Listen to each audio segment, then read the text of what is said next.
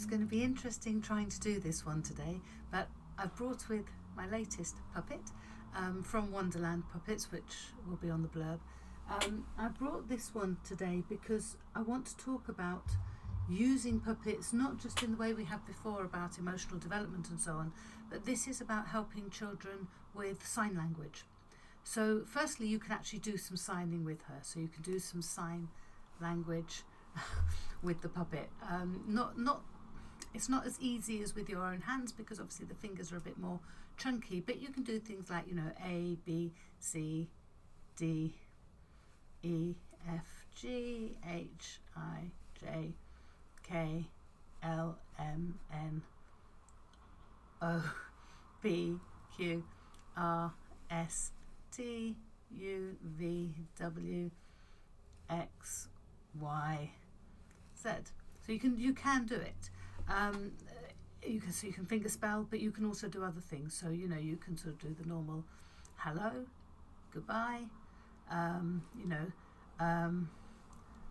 my name, and then finger spell out your name. So my name is Helene, Helen, and so on. So you can do things like that with it, but you can use it for more.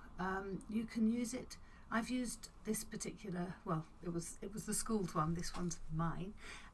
I've used these puppets for somebody with situational mutism. So she wouldn't have done the movements even for head, shoulders, knees and toes. She wouldn't do movements. Her movements are all very, really close. If you read my chapter in Selective Mutism in Our Own Words, you'll see that I've discussed how I worked with this young lady.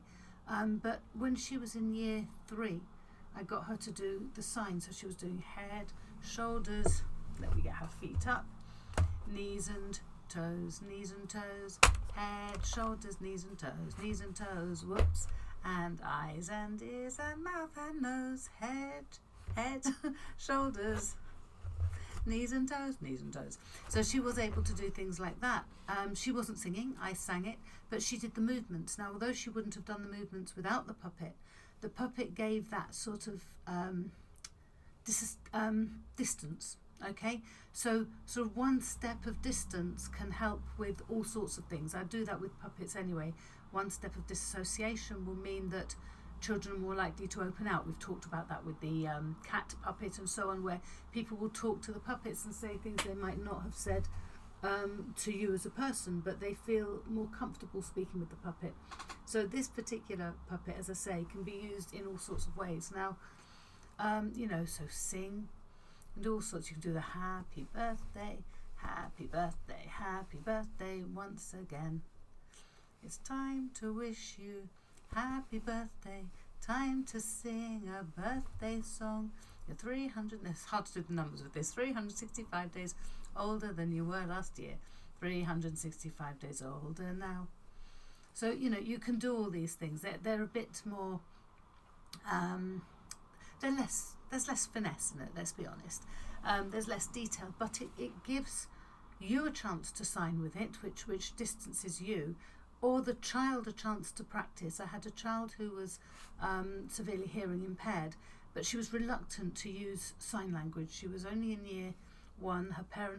Year 2, sorry. Her parents wanted her to learn BSL. She was reluctant to engage, but once we brought in, we had a very pink puppet. This is a much more, still trying to think of her name. I think Stripe is going to be her name, looking at those gorgeous tights of hers. Do you like her shoelaces as well?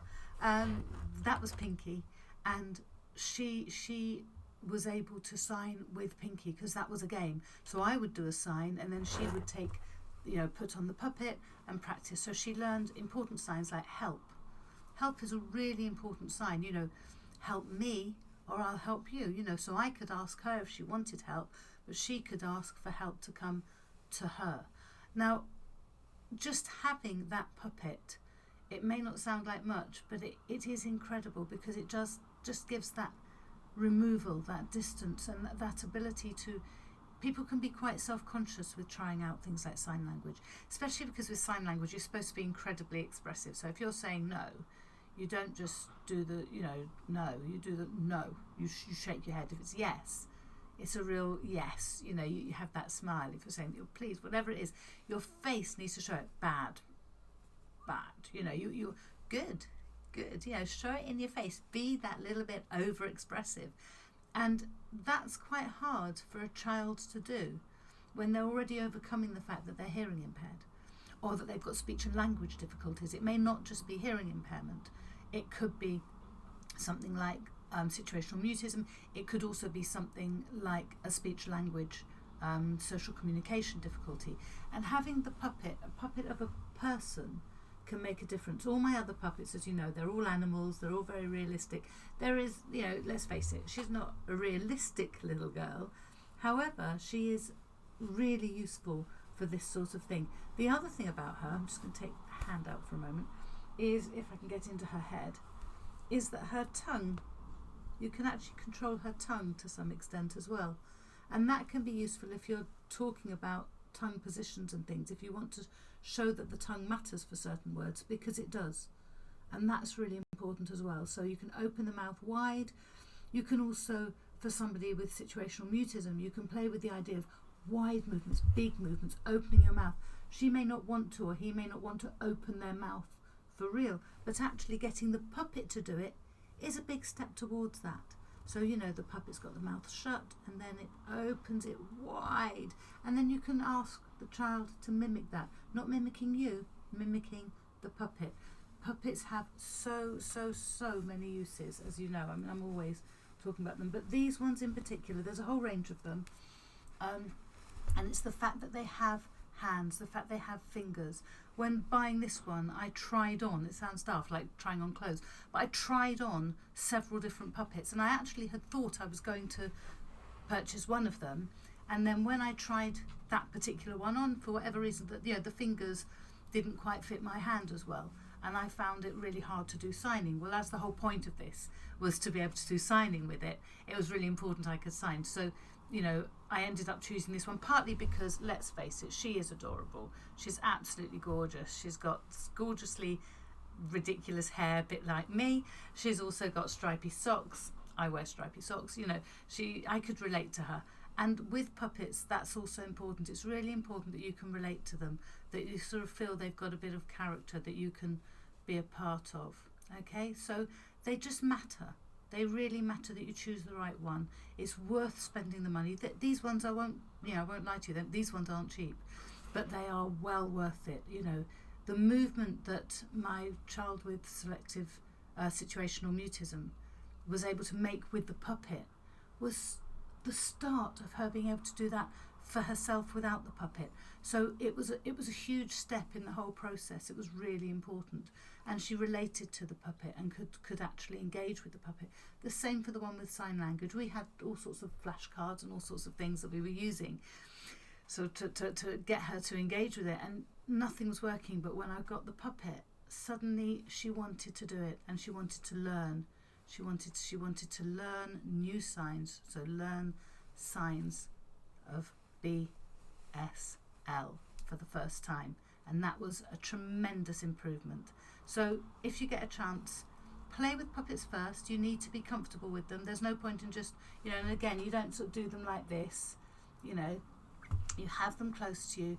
You have them so that you're ignoring them a lot of the time, and then just every now and then having a quick look and seeing that they're okay. You know, the same with the child puppet as with the animal puppets. That whole just checking in on them, seeing if they're okay, and then just letting them, you know, be people, be real.